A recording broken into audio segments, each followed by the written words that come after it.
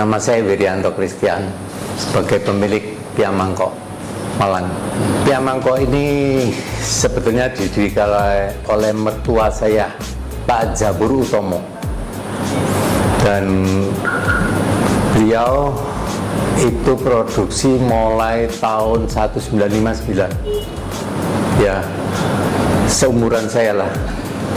Itu mereka berdua, tadi papa mama, itu produksi mulai pagi sampai malam. Itu zaman itu maksimal 70 bungkus saja, karena tanpa karyawan.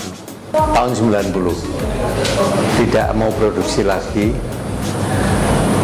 Suatu kali saya ngomong sama istriku, "Ma, kamu gak ingin melanjutkan Pia punya papa?" Istri mengatakan, enggak ada minat. Tiap kali saya ajak dia nggak mau. Suatu kali mungkin sudah blebeken gitu ya. Ya wis, kamu bikin. Hari itu istri saya menyatakan mau produksi lagi. Hari itu juga saya ambil oven papa yang cuma bisa 1-2 lengser itu, saya ambil, dan itu pun oven yang jadul gitulah. Ya, mulai saat itu saya produksi di dekat rumah ini, Jalan Kalingkang 18 ini. Itu dimulai sekitar tahun 1993 lah. Sejak itu kita produksi lagi, mulai dengan 1 karyawan, 2 karyawan, 3 karyawan, dan seterusnya.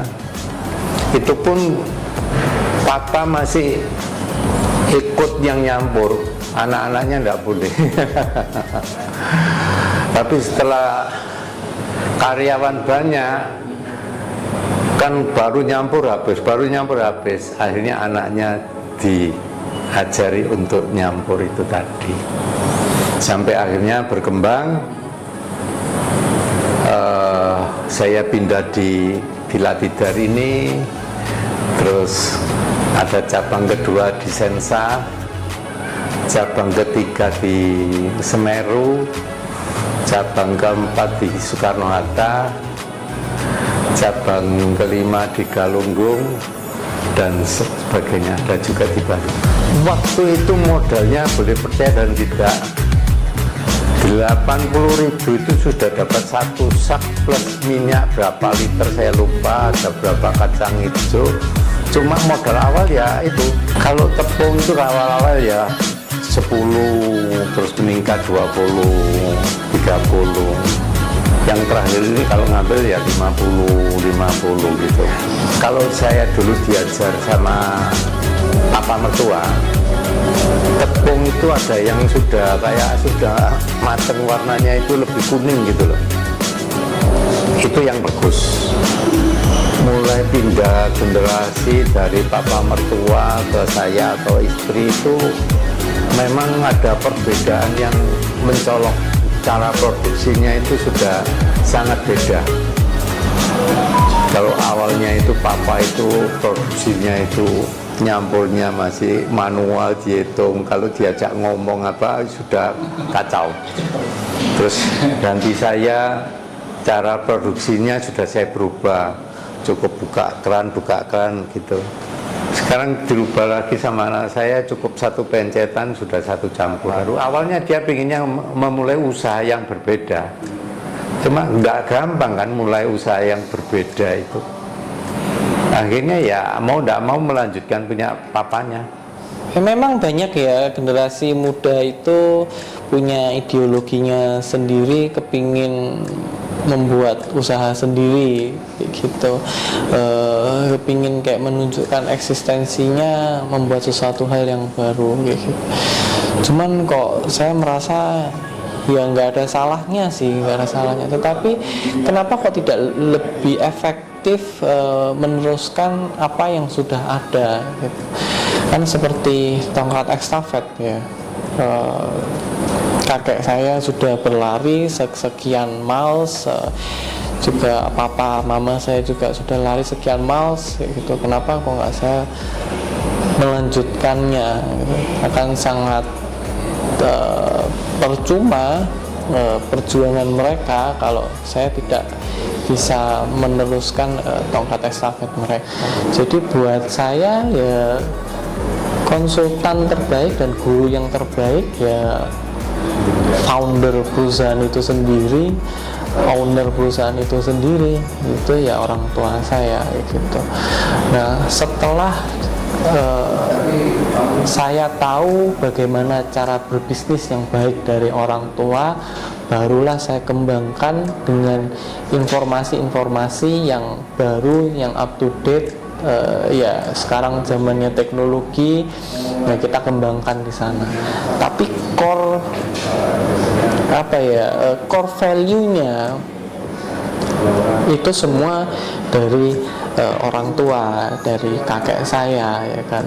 Papa mertua itu ngajari waktu itu sangat teliti. Kenapa dia nggak mau cari karyawan? Karena kualitasnya yang dijaga. Sampai akhirnya ke anaknya itu tadi. Saya juga sering mengimbau ke anak-anak saya, tolong kualitas dijaga. Karena itu pesan dari Papa mertua Ngkong. Pasti lambangnya ini ya, ini ada tulisan Cina ya. Tulisan Cina ini Dianxiang. Dianxiang itu aromanis. Terus ini lambang Shuangxi. Kalau orang Cina menikah pasti ada Shuangxi ini. Ini gambaran sepasang suami istri. Kalau menurut mertua loh ya, ini ada atasnya ada salib. Sepasang suami istri akan bahagia jika keduanya mengenal Kristus. Anaknya kan 4 Pak Jabur. Pemilik merek ini yang mangkok lambang ini atas nama istriku. Saya ngatakan selama kita masih hidup, sudah mau produksi sendiri-sendiri jangan dipermasalahkan. Sudah enggak apa-apa. Maka itu cabang Suhat itu adalah dari keponakan-keponakan, dari anak saya, anak kakaknya, itu yang membuka cabang situ supaya tetap satu kesatuan. Sebenarnya nggak ada keinginan sama sekali buat terjun di PIA. Tapi kenapa? Karena waktu itu kakek saya yang minta, coba kamu belajar bikin PIA. Basicnya apa? Sebenarnya basicnya dari saya kecil. Dari saya kecil itu seneng makan PIA awalnya. Jadi mulai kelas 4 kalau nggak salah, kelas 4 SD atau kelas 5 SD, setiap liburan sekolah saya ke Malang. Ke Malang ngeliatin bikin PIA, ngambilin PIA, sampai akhirnya nyoba sendiri. 2010 akhir itu saya dari Bandung ke Malang untuk buka toko sama Dustin tadi, itu adik sepupu saya, dia yang di Suhat. Dan terus sampai sekarang. Buat bangun satu usaha itu menurut saya pribadi nggak bisa langsung, apalagi usaha ini kan menerusin usahanya kakek orang tua, itu berat. Karena kenapa? Kita nggak tahu dari nol. Tapi memang engkau, saya selalu ngomong, kamu coba kerja ikut orang dulu. Tujuannya apa ya? Akhirnya saya baru ngerti kenapa selalu itu diomong. Memang itu basicnya itu semua ada di situ. Jadi kita belajar dari atasan-atasan kita ya, cara ngehandle karyawan gimana, cara ngobrol sama rekan kerja gimana. Dari situ saya belajar kayak gitu. Sebenarnya lebih ke pengembangan pasar. Jadi dulu waktu saya ke Malang, Tokopedia ini kan cuma ada di Sensa, Semeru, sama di Tidar sini. Tapi toko yang wujudnya toko ini kan Sensa sama Semeru, di Jalan Semeru. Nah, dulu kebetulan di Soekarno-Hatta ini kasarannya baru rame ceritanya. Akhirnya, wah ini kedepannya ada kemungkinan rame nih di Suhat. karena bakalan jadi pusat bisnisnya di Malang waktu itu. Akhirnya kita mutusin ya udah kita coba buka cabang di Suhat. Tapi waktu itu kita berdua, aku sama Justin ini berdua mulai dari nol, benar-benar bangun ruko itu dari nol, bukan bangunannya, maksudnya interiornya sampai peralatan produksi kita kerjain berdua waktu itu sampai jadi. Dan waktu itu kebetulan karena saya senang pia, akhirnya saya lebih fokus ke produksi. Awal saya ke Malang itu pia cuma ada 4 rasa: kacang hijau, keju, coklat, sama tangkwe. Nah, setelah itu semakin berjalannya waktu kita ada pengembangan.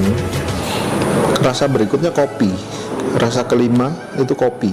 Setelah kopi ada rasa berikutnya itu durian.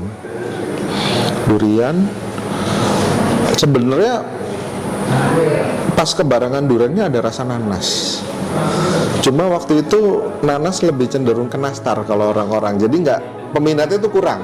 Peminatnya kurang, akhirnya durian ini yang naik. Akhirnya durian yang diterusin. Jadi benar-benar buah durian yang diolah emang. Nah, kenapa kita pakai itu? Karena itu udah instruksi dari kakek juga.